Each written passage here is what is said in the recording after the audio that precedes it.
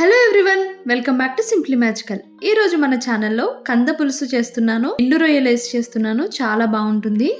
కంద చాలా టేస్టీగా ఉంటుంది, అలానే హెల్త్కి కూడా చాలా మంచిది.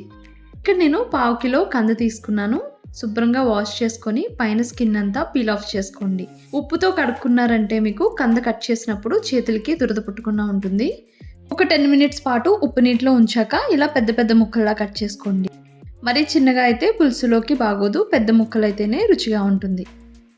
ఇలా కట్ చేసిన ముక్కలు సగం మునిగేలాగా వాటర్ వేసుకొని ఒక 5 మినిట్స్ పాటు మీడియం ఫ్లేమ్లో బాయిల్ చేసుకుంటే సరిపోతుంది. కుక్ అయిపోతాయి, పర్ఫెక్ట్గా కుక్ అయిపోతాయి. మరీ మెత్తగా అయితే రుచి బాగోదు. చూసారు కదా, ఇలా కుక్ అయితే సరిపోతుంది. ఇప్పుడు పులుసులోకి చింతపండుని నానబెట్టుకుందాము. ఇక్కడ నేను చూపించినంత సైజులో తీసుకున్నాను. సుమారుగా 2 నిమ్మకాయల సైజ్ ఉంటుంది. పెద్ద నిమ్మకాయల సైజ్ అంత చింతపండు తీసుకొని వాటర్లో వేసుకుని నానబెట్టుకోండి. ఇప్పుడు ఇందులోకి ఎండు రొయ్యలు తీసుకోవాలి. మీకు ఎన్ని కావాలంటే నచ్చినన్ని వేసుకోవచ్చు. ఇక్కడ నాకు సరిపడినంత నేను తీసుకున్నాను. శుభ్రంగా 2-3 టైమ్స్ వాష్ చేసుకోండి.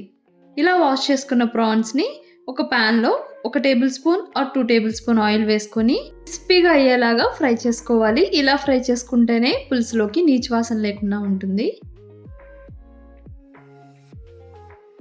ప్రాన్స్ క్రిస్పీగా ఫ్రై అయిపోయాక స్టవ్ పైన ఇంకొక ప్యాన్ తీసుకొని 3 టేబుల్ స్పూన్స్ ఆయిల్ యాడ్ చేసుకోండి.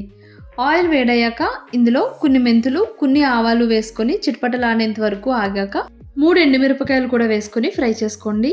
మిరపకాయలు ఫ్రై అయ్యాక ఇందులోకి 3 మీడియం సైజ్ ఆనియన్స్ని ముక్కలా కట్ చేసుకొని యాడ్ చేసుకొని పచ్చివాసన పోయేంత వరకు ఫ్రై చేసుకోవాలి. ఇందులోకి సరిపడినంత సాల్ట్ని కూడా యాడ్ చేసుకోండి. ఒక 3 మినిట్స్కి ఆనియన్స్ కరెక్ట్గా మగ్గిపోయాయి. ఇప్పుడు పొడుగ్గా చీరుకున్న 3 పచ్చిమిర్చిని యాడ్ చేసుకోండి.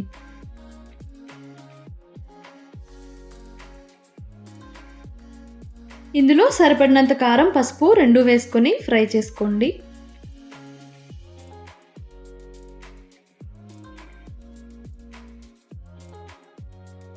ఇలా ఫ్రై చేసుకున్నాక ఇందులోకి మనం ముందుగా ఉడకబెట్టుకున్న కంద ముక్కల్ని యాడ్ చేసుకోవాలి. కంద చాలా మంచిది హెల్త్కి. తప్పకుండా వీక్లీ వన్స్ ఆర్ 10 డేస్కి ఒకసారి అయినా సరే కుక్ చేసుకోండి.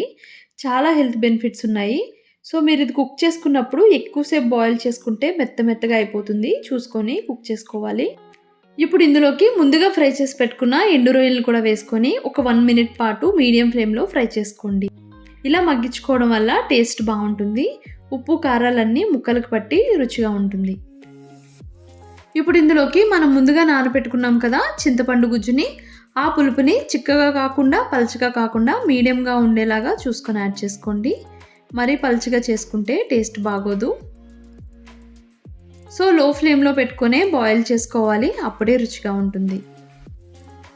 పులుసు ఇలా మరుగుతున్నప్పుడు ఒక రెబ్బ కరివేపాకుని శుభ్రంగా కడుక్కొని యాడ్ చేసుకోండి. టేస్ట్ చాలా బాగుంటుంది. చూసారు కదా, ఇలా నూనె తేలేంత వరకు లో ఫ్లేమ్లోనే కుక్ చేసుకోవాలి. అంతే, చాలా సింపుల్ అండ్ ఈజీ రెసిపీ. చాలా హెల్తీ, చాలా టేస్టీగా కూడా ఉంటుంది.